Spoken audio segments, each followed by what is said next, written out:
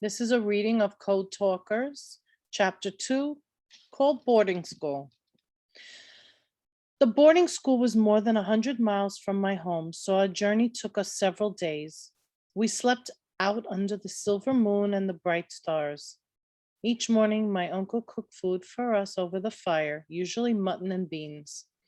Those meals were so good, and the time I spent with him was precious to me. I knew I was soon going to be away from all of my family. I shall never forget that journey. However, what I remember most is the morning of my arrival at Rehoboth Mission. It did not begin well for me. As soon as my uncle reached the gate of the school, like all the other parents and relatives who had traveled far to bring their children there, he was told that he had to go. He patted me one final time on my shoulder, stroked his mustache with his other hand, and nodded slowly. "You will remember," he said. He watched me walk through the gate before he climbed back up onto the seat of the wagon, lifted his reins, clucked the horses, and drove off without looking back. He did not say goodbye. There is no word for goodbye in Navajo. So I was left there standing, a sad little boy, holding tight against my chest the thin blanket in which my few belongings were tied. But I was not alone. There were many other Navajo children standing there, just as uncertain as I was. Like me, those boys and girls were wearing their finest clothing. Their long black hair glistened from being brushed again and again by loving relatives. The newest deerskin moccasins they owned were on their feet. Like me, many of them wore family jewelry made of silver, inset with turquoise and agate and jet. Our necklaces and bracelets, belts, and hair ornaments were a sign of how much our families loved us, a way of reminding those who would now be caring for us how precious we were in the eyes of our relatives. Suddenly, as if everyone had remembered their manners all at once, we began to introduce ourselves to each other as Navajos are always supposed to do. We said hello, spoke our names, we told each other our clans and where we were from.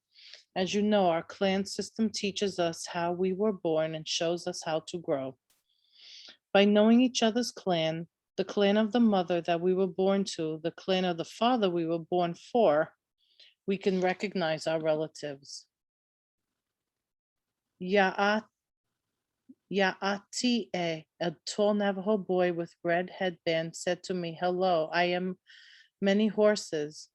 I am born to Bitter Water Clan and born for Towering House. My birthplace is just west of the Chinle, below the hills there to the west." Hearing his polite words made me feel less sad, and I answered him slowly and carefully. Yaati, I am Kazi Ki Yashai. Yashi. I was born for the Mud Clan and born to Towering House. My birthplace is over near Grants. I am the son of Gray Mustache. A round faced girl wearing a silky shawl stepped closer to me and bowed her head. "Hello, my relative," she said. "I am Dawn Girl. I too was born to Mud Clan. I am born for Corn Clan." It was not always easy for me to understand what those other boys and girls were saying.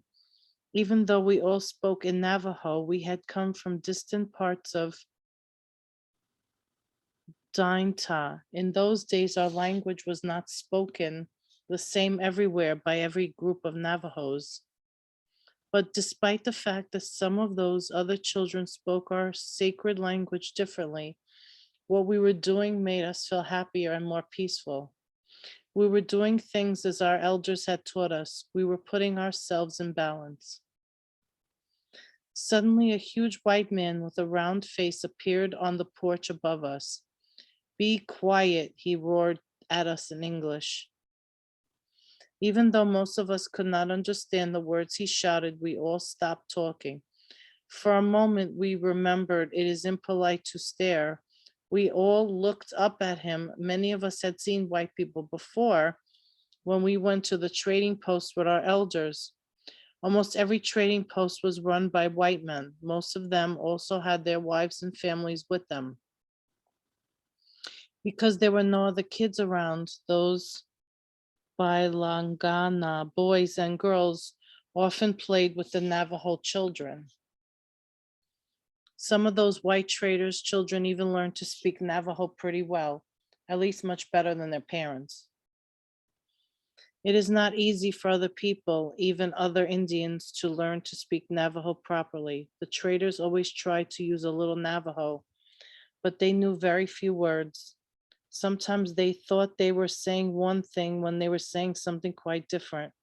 I like to hear the funny way the trader at our post tried to talk Navajo, but I kept a straight face because it wouldn't have been rude to laugh at a grown-up, even a grown-up Bilagana who had just said all sheep above the age of 6 should be in school. However, even though most of us had seen white men before, none of us had ever seen one like that red-faced white man who yelled at us on my first day at boarding school. His skin was so red that it seemed to be burning. His hair was also that same fiery color. Moreover, his hair was not just on the top of his head where thick hair was supposed to be. It was all over his face. Among Navajos, some men may allow a little hair to grow on their upper lip, just as my uncle and my father did.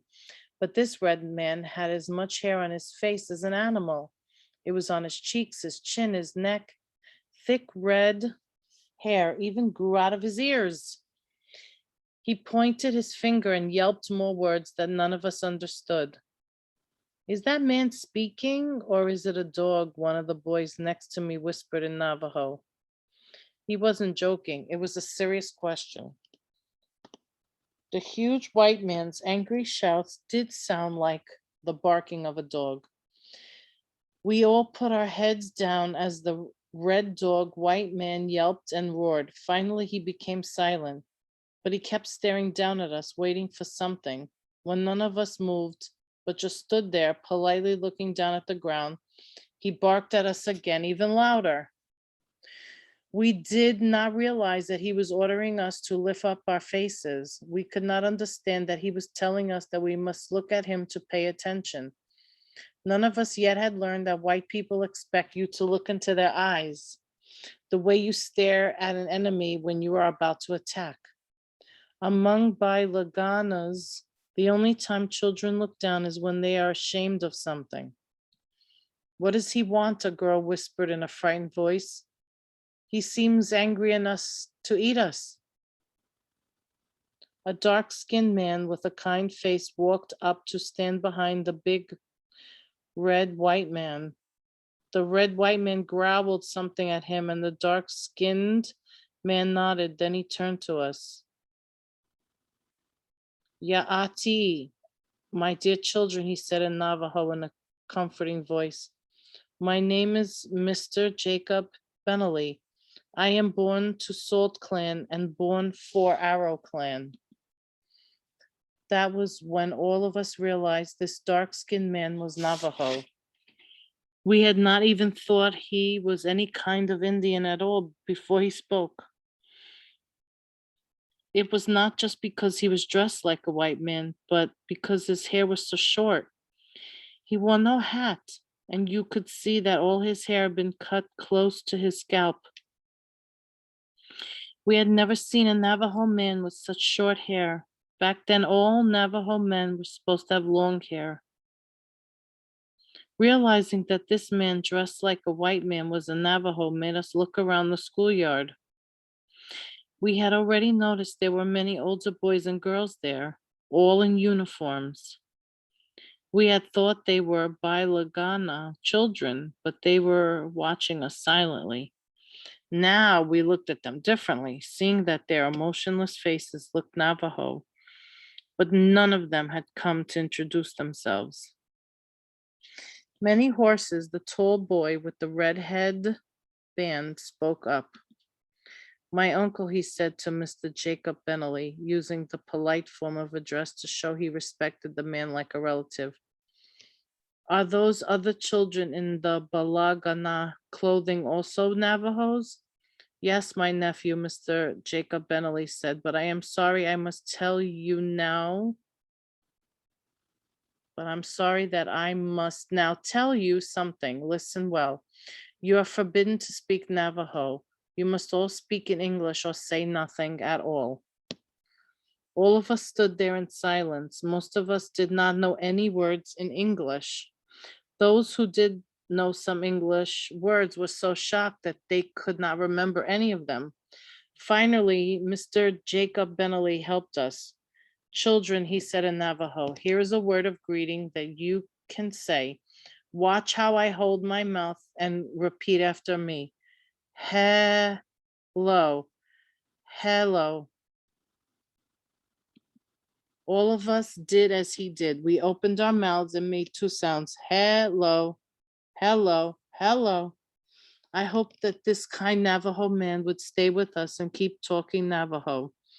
His job as an interpreter, though, was for one day and one day only. After that, he went back to working in the stables and speaking broken English. The only way left to us was to speak English. Thinking back on it years later, I see now that it was good policy in one sense.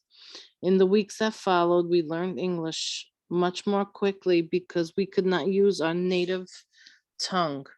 But I can never forget how sad it made me feel when I learned enough English to understand what the angry red white man, whose name was Principal O'Sullivan, had to say about our sacred language and our whole Navajo culture. Navajo is no good, of no use at all, Principal O'Sullivan shouted at us every day. Only English will help you get ahead in this world. Although the teachers at the school spoke in quieter tones than our principal, they all said the same.